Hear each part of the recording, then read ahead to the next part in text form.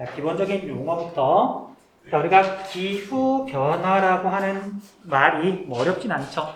지구의 기후는 과거의 빙하 시대, 줄여서 빙기라 그러고요. 그 다음에 상대적으로 따뜻했던 시기도 있었거든요. 그게 되게 여러 번 반복이 됐는데, 물론 불규칙하게. 고생대 때도 기후가 당연히 변했고요. 중생대 때도 기후가 변했는데, 그때 기후가 변했던 흔적은 남아있지 않아요. 너무 오래됐으니까. 그런데 우리가 보통 빙하시대, 뭐 따뜻했던 시기, 신생대, 사기에도 크게 4번이 있었어요. 그리고 이렇게 기후에 따라서 만들어지는 지형이 좀 다르거든. 그러니까 그 부분 지금 이렇게 이야기를 하는 거예요. 자, 일단 용어부터 또 정확하게 다시 한번 또 설명을 할게요. 자, 한쪽 축은 시간이에요. 자, 우리 교재에서는 여기가 현재라고 되어 있으니까 이 방향으로 이렇게 그릴게요. 시간은 이렇게 흘러오는데, 아까 말했던 것처럼 지금은 신생대 제4기, 그러니까 지형 발달에서는, 뭐 지구 역사에서는 굉장히 최근에 있었던 일이에요. 지금도 진행 중인 거고. 그러면 아무튼 지구의 기온이 오르락 내리락 하다가, 지금 거꾸로 그리는 거거든요. 오르락 내리락 이렇게 하다가 지금은 가장 추웠던 시기를 지나서 기온이 이렇게 올라가다가 대략 6,000년 전쯤에 오늘날하고 비슷하게 기온이 올라왔어요. 그리고 지금은 크게 바뀌지 않는 상태에서, 물론 지구 온난화 이야기를 하지만 크게 바뀌지 않은 상태에서 약간 유지가 되는 중이에요. 됐죠? 자, 그래서 우리가 자료에서는 이쪽이 기온으로 표시가 되기도 하고요. 자, 우리가 기온이 높아지면 지구 온난화가 진행이 되면 해수면은 높아지죠. 그래서 기온 대신에 해수면이라고 자료가 나올 수도 있어요. 뭐 같은 거야. 자, 그래서 이렇게 기온이 오르락 내리락 하는데, 기온이 낮았던 시기를 뭐라고 부르냐면요, 빙기라고 불러요. 빙기. 빙하기의 줄임말이에요. 얼음 빙자. 빙하기의 줄임말. 자, 그러면 빙기 사이는 이 부분은 상대적으로 기온이 높은 거죠. 따뜻했던 시기인 거죠. 이걸 뭐라고 부르냐면 빙기와 빙기 사이에 있다. 간빙기라고 불러요. 사이 간자. 됐죠? 자, 그 다음에 빙기는 여러 번이 있었는데, 이제 과거에 있었던 빙기는 뭐 그 뒤로 기후가 바뀌면서 흔적이 당연히 별로 안 남아있거든요. 그래서 마지막에 있는 빙기가, 가장 최근에 있었던 빙기가 중요한데, 이걸 최종 빙기 또는 최후 빙기라고 불러요. 그러니까 문제나 자료에서도 최종 빙기 또는 최후 빙기라고 한다. 자, 그 다음에 기온이 이렇게 올라가는 오늘날을 뭐라고 부르냐면요, 간빙기라고 부르지 않아요.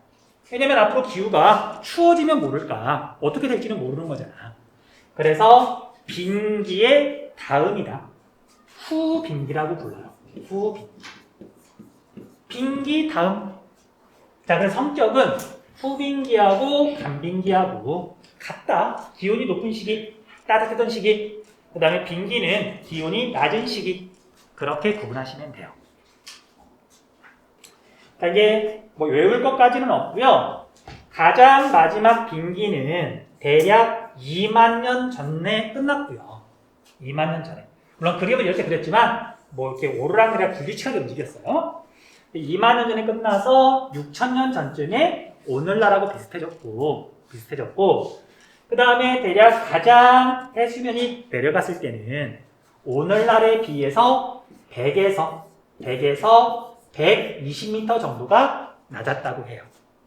자, 우리가 100m면 아파트 한 층의 높이가, 우리 건물 한 층의 높이가 3m쯤 되거든요.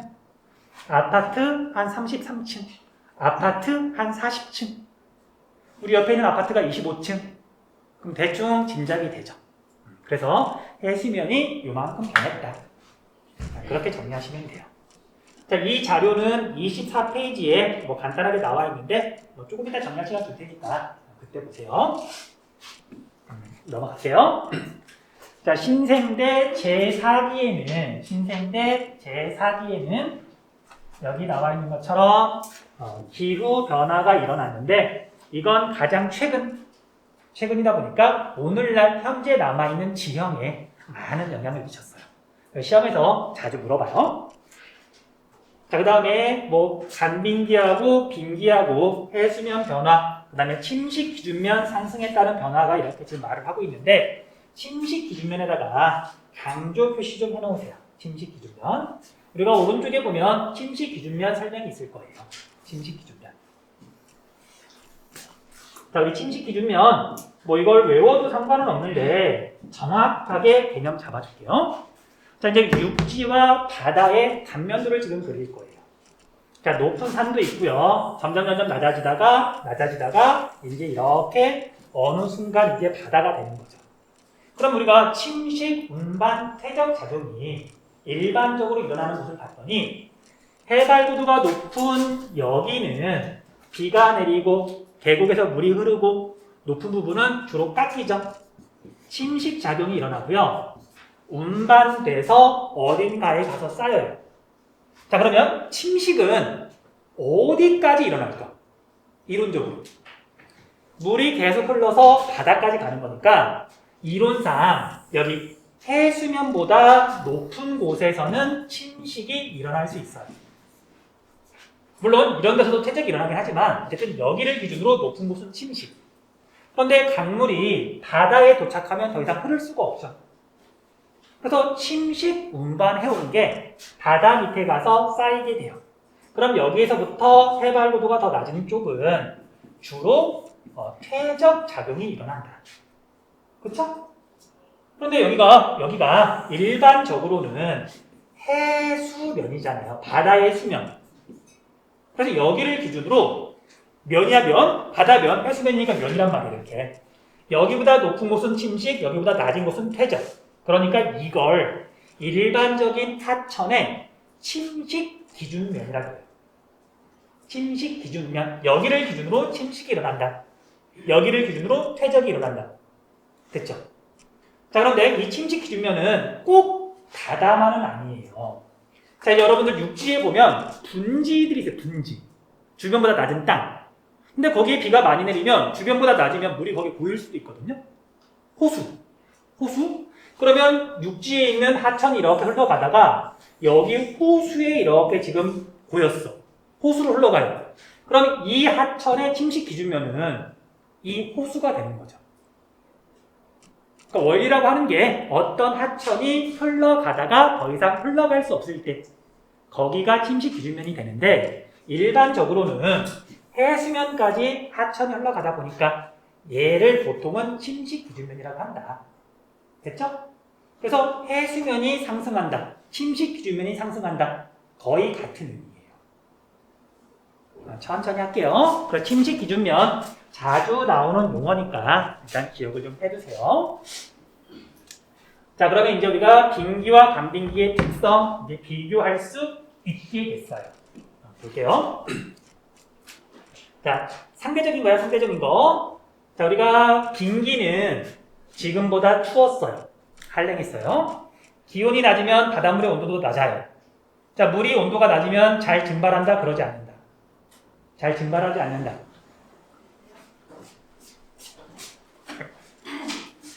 얼른 오셔. 얼른 오시라고. 윤리 선생님이 말씀해 주시고 갔어. 그래서 기온이 낮으면 바닷물도 온도가 낮아서 잘 증발하지 않으니까 비는 많이 내릴까 별로 안 내릴까? 별로 안 내려요. 그래서 한랭 건조하다. 후빙기에 비해서 또는 간빙기에 비해서. 자, 그리고 한랭하고 건조하면 식생은 식물을 보통 식생이라 그러거든요. 나무하고 보통은 풀을 합쳐가지고 식생이라 그래요. 그럼 기온이 낮고 비가 별로 안 내려. 식생은 당연히 빈약한 거죠. 식물이 별로 없는 거지. 오늘날에 비해서. 자, 그에 비해서 후빙기는 바닷물의 온도도 높아지니까 많이 증발하고 비도 많이 내리고 기온도 상대적으로 높고 온난수균하다. 식생은 당연히 빙기보다 더 많다. 그렇게 비교하시면 돼요. 그리고 해수면은 하강, 이쪽은 상승. 이건 뭐 설명할 게 없죠. 지구온난화 생각하시면 돼요. 그리고 침식 기준면은 일반적으로 얘랑 얘랑은 같은 거니까 4강 상승 기억하시면 돼요. 자, 그리고 이제 풍화작용이라는 말이 나오는데 물어볼까? 왜냐면 얘가 틀린 거거든요. 자, 그럼 풍화가 뭘까요? 아니, 글쎄요. 풍화가 뭘까? 겁먹었어. 내가 틀릴 거라고 그러니까. 일반적으로 애들이 풍화가 뭐냐고 물어보면 바람에 의해서 깎이는 것라고 대답을 하는데, 바람에 의해서 깎이긴 하죠. 근데 이게 바위가 부서지는 게 바람 때문에 부서지는 게 얼마나 될까? 자, 번역하는 과정에서 조금 아쉽다고 해야 되나? 영어로는 웨더링. 기후 때문에 바위가 쪼개지는 거. 물이 얼고 녹고. 바람뿐만 아니라 좀 폭넓게 그래서 바위가 부서지는 걸, 암석이 부서지는 걸 보통 침식 또는 풍화라고 불러요. 침식도 뭔가 깎이는 거고 깨지는 거잖아. 자, 이제 이걸 물어보진 않지만 침식은 침식, 운반, 퇴적 세트야. 바위가 부서졌는데 그 부서진 물질들이 다른 데로 이동해 버리면 보통 침식이라고 부르고요. 바위가 부서져서 그 자리에 뭔가 물질들이 머물면 보통 풍화라고 불러요. 됐어요? 됐니? 그래서 우리가 제주도에 있는 현무암이 부서져서 흙이 만들어졌어. 바위가 부서지면 흙이 되잖아요. 그러면 그럴 때 현무암 풍화토라고 불러요. 됐죠? 석회암 풍화토라고 불러요. 그럴 때 나오는 말이야. 근데 우리가 고등학교 과정에서는 사실 굳이 크게 구분할 필요는 없고요. 침식이나 풍화나 잘게 쪼개지는 거지. 자, 그런데 이렇게 바위가 쪼개지는 그 과정을 봤더니요, 유형이 두 가지가 있어요. 화학적 풍화, 물리적 풍화.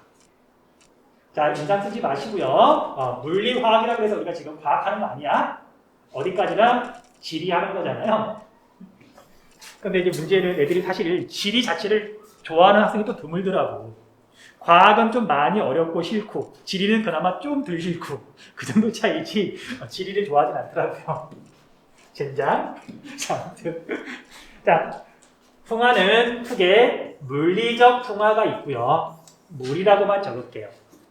그 다음에 화학적 풍화가 있는데, 자, 물리랑 화학이랑 뭐가 다르다? 화학의 가장 큰 특징, 성질이 변한다. A하고 B하고 만났더니 C가 돼버리고, C가 뭔가로 쪼개지면 성질이 달라지고, 어쨌든 성질이 달라지는 게 화학이에요. 그래서 우리가 이제 뭐 생각하면 되냐면요, 화학은 설탕이 물에 녹는다.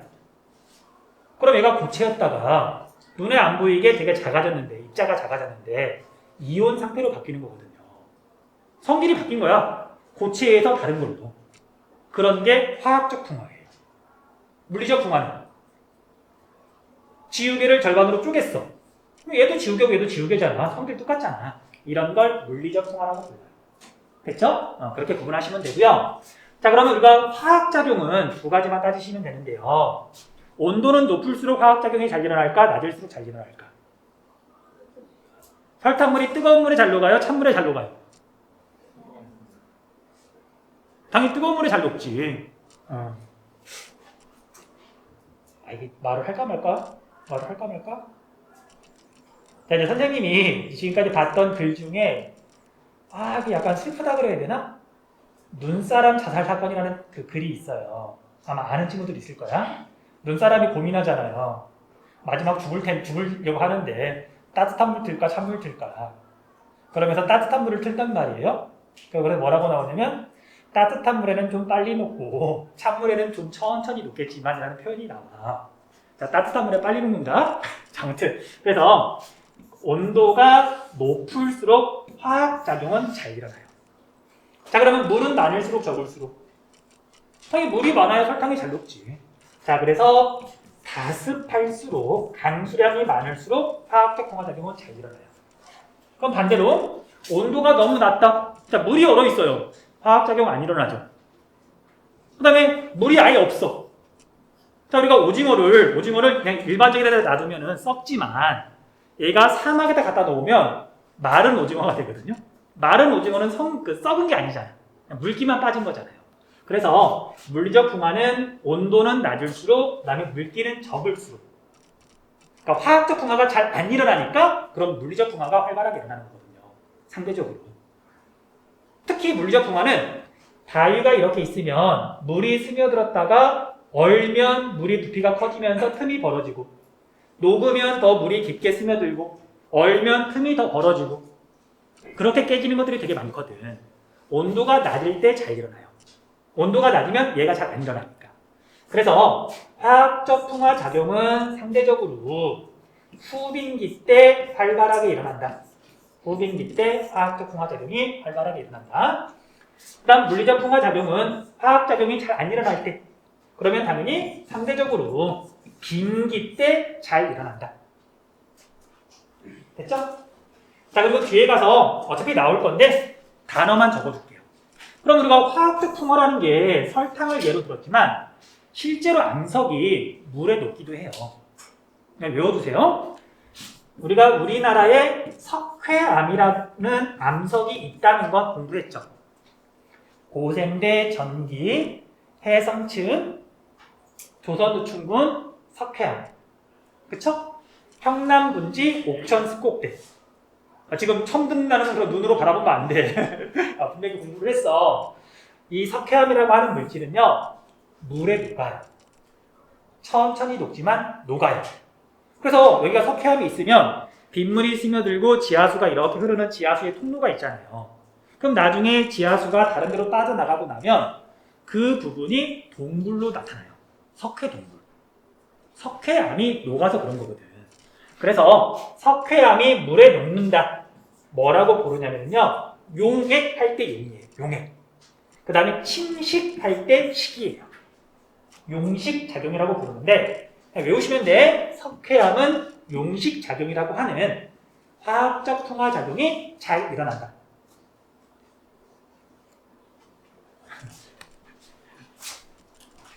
알고 고개 끄덕거리는 거죠? 이거 왜 그러냐면 사실 애들이 많이, 여러분들도 이번 시간뿐만 아니라 상하게 아침부터 애들이 많이 피곤하더라고. 내가 피곤해서 애들이 피곤해 보이는구나.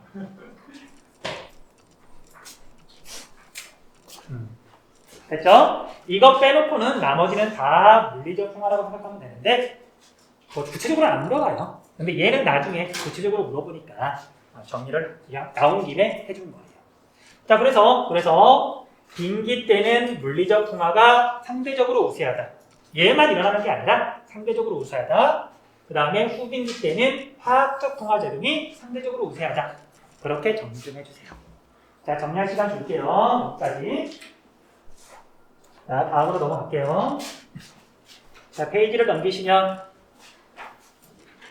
왼쪽 부분에는 아까 오르락 내리락 하다가 최종 빙기가 끝나고 기온이 상승한 거, 해수면이 상승한 거 지금 표현되어 있는 거니까 얘는 넘어갈게요.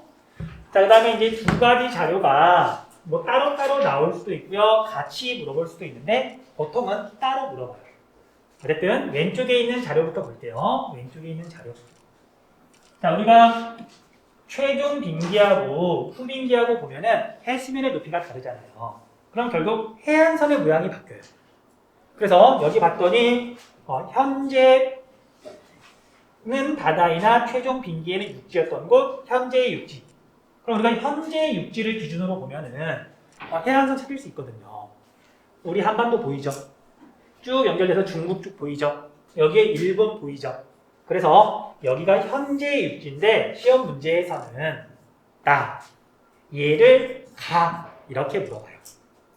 그럼 문제에서 가 시기에는 상대적으로 뭐 화학적 풍화 작용이 우세했다. 맞냐 틀리냐? 네, 그렇게 물어본다고. 됐어요? 그러면 여기 현재의 육지니까 이건 후빙기 때의 해안선. 여기는 최종 빙기 때의 해안선. 해안선 모양 보고 구별하시면 돼요. 됐어요? 됐어? 자, 그리고 하천을 봤더니요. 자, 오늘날 이렇게 해안선을 보면 우리 한반도가 지금 이렇게 있단 말이에요. 그치? 그럼 여기에 한강이 지금 흐르는 건 이렇게 흘러요. 남한강, 북한강이 만나서 한강이 이렇게 흐르거든. 그런데 후빈기인 오늘날의 한강은 길이가 요만큼이에요. 근데 최종 빈기 때는 육지가 더 넓어지니까 바다가 좁아졌으니까 한강이 여기서부터 이렇게 해서 여기까지 흘러가잖아. 그럼 이런 말은 또 나오기도 해요. 유로가 언제 더 길다? 흐르는 길, 하천이 흐르는 거리가 어디가 더 길다? 빈기, 후빈기. 빈기 때가 한강이 훨씬 길잖아. 얘들이 눈은 뜨고 있는데. 자, 그래서 유로가 빈기 때는 확장된다. 더 길어진다. 그런 선택지가, 그런 말이 종종 나와요. 넘어갈게요. 자, 그래서 이제 또 뭐라고 자주 물어보냐면요. 자, 우리가 최종 빈기 때는 해안선이 이렇게 바뀌어요. 동해도 지금 이렇게 되어 있는데요. 여기 동해 이렇게 보면은 이렇게 연결이 돼서 동해는 이제 호수로 바뀌어요. 일본 열도가 쭉 연결이 돼서 최종 빈기 때는 아시아 대륙이랑 붙거든요. 자, 그래서 최종 빈기 때는 여기 부분 다라 그럴게요. 자, 여기는 최종 빈기 때는 육지였어요. 우리나라에서 중국이나 우리나라에서 일본까지 걸어갈 수 있었는데 그 이유가 서해 바다랑 남해 바다는 수심이 얕으니까 해수면이 100m 정도 내려가면 다 육지로 바뀌어요. 그래서 우리 서해 바다의 평균 수심은 44m예요. 44m. 그러니까 100m가 내려가면 다 육지로 바뀌는 거지. 일본과의 이 사이도 수심이 그렇게 깊지 않아요. 다 육지로 바뀌는 거예요. 됐어요? 근데 그에 비해서 동해 바다는 평균 수심이 1600m 정도 돼요. 100m 내려가봤자 여기 물 안 마른단 말이야. 바다 안 들어간단 말이에요. 울릉도 독도는 최종 빈기 때 섬이었다, 육지였다? 섬이잖아. 섬이잖아. 동해도 태평양이랑 연결된 건 아니지만 어쨌든 물은 고여 있고 동해는 이제 호수로 바뀌었던 거고. 이제 그런 거 자주 물어봐요. 됐죠? 자, 그래서 한숨 쉬지 말고 여기까지 정리할게요. 정리하시고 이제 조금 있다가 이것만 이야기하고 이번 시간을 마칠게요. 자, 여러분들 이 부분은 아무리 선생님이 이게 좀 이렇게 쉽게 설명한다 그러더라도 자꾸 헷갈려 하더라고요. 그래서 마지막에 우리가 외울 부분 그냥 정리해 줄 테니까 이해가 잘 안 되면 역시 그냥 외우셔도 돼요. 자, 정리할게요. 자, 여러분들 이제 육지에 있는 지형이 바뀔 때 굉장히 큰 역할을 하는 게 하천이에요. 하천이 흐르면서 높은 데서는 주로 깎고 그러니까 물살이 빠른 데서는 깎고 물살이 느려지면 운반해 온 걸 쌓잖아. 어쨌든 하천이 큰 역할을 하는데 최종 빈기 때하고 후빈기 때하고 하천이 하는 지형 형성 작용이 달라져요.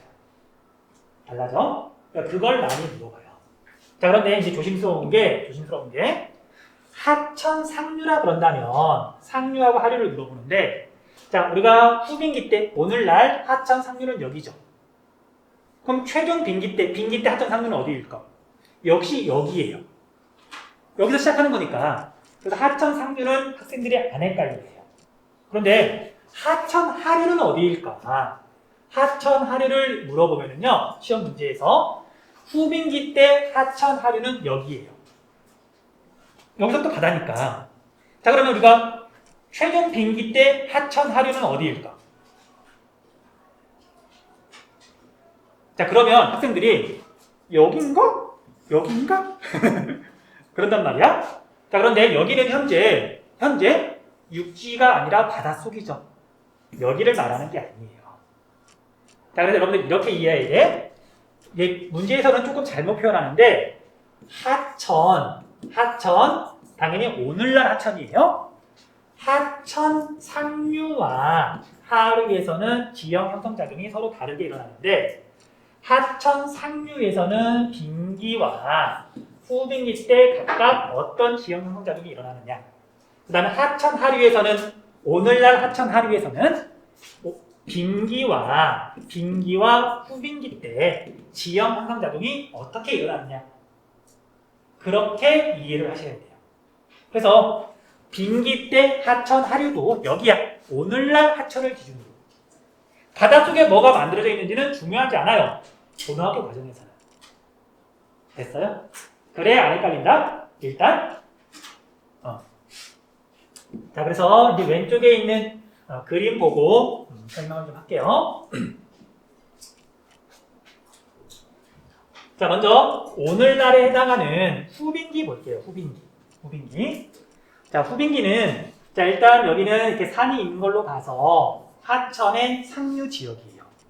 그런데 우리가 오늘날은 온난 수변하니까 여기 그림처럼 식생이 많다. 나무와 풀이 산에 많다. 오늘날 우리 산에 가서 보면 나무와 풀 많죠. 그쵸? 자, 그러면 오늘날에는 후빈기에는 물리적 풍화가 활발하게 일어난다? 아니면 상대적으로 덜 일어난다? 덜 일어난다. 바위가 잘 안 깨진다는 얘기예요. 산에 있는 바위가.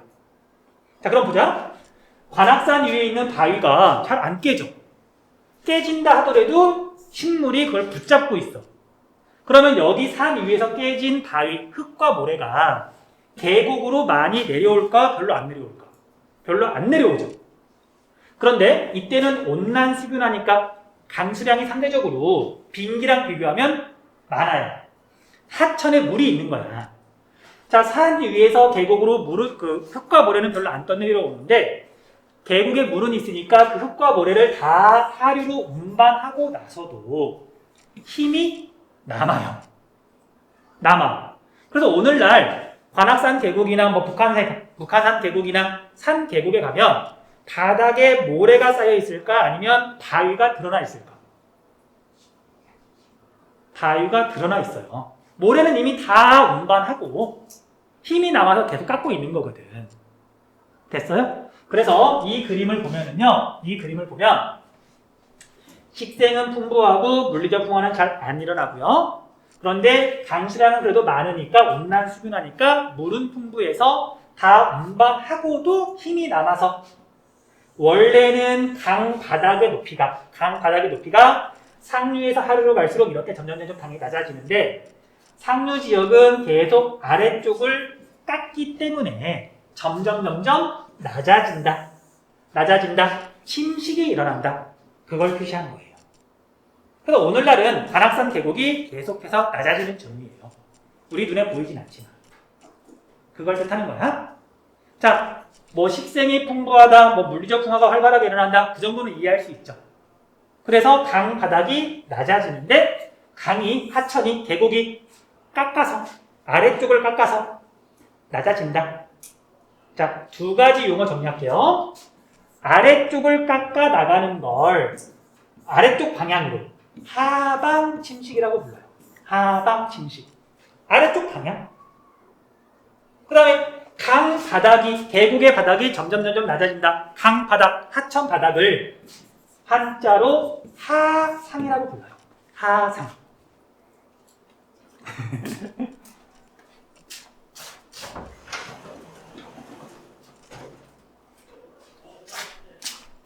얘는 하천, 얘는 방바닥.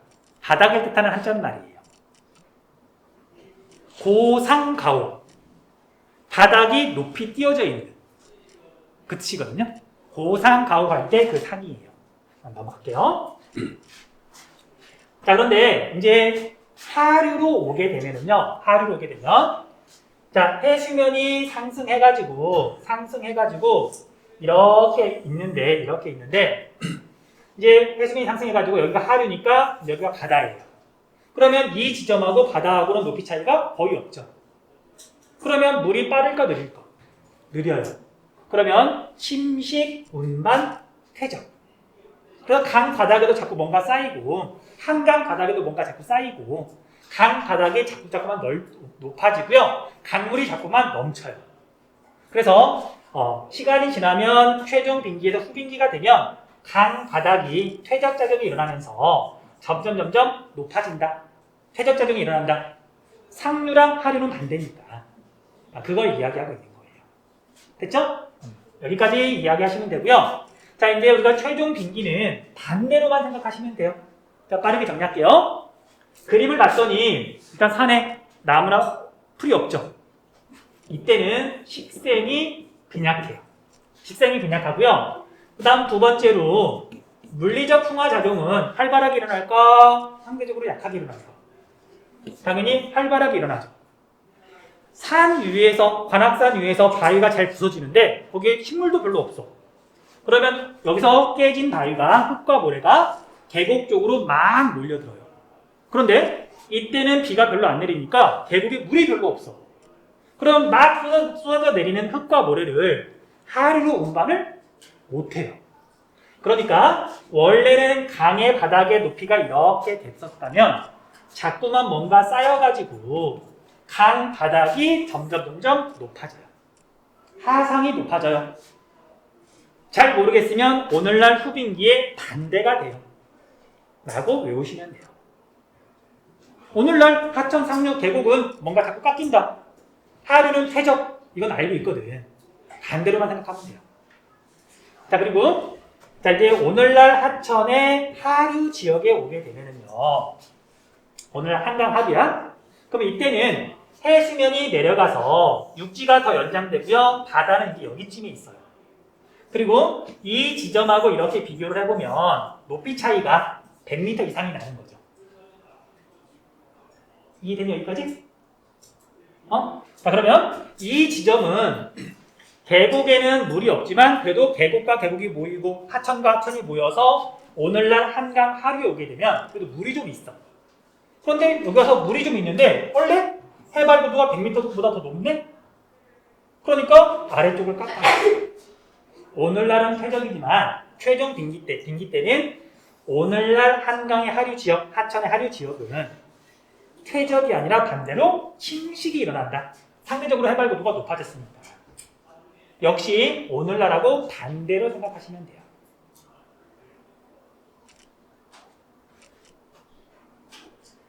자, 내가 생각해도 이 부분은 참 재미없어요. 자, 그래서 여러분들 정리할 때는 자, 이렇게 외웁시다. 볼게요. 자, 우리가 후빈기, 그 다음에 빈기 이렇게 정리하시면 되고요.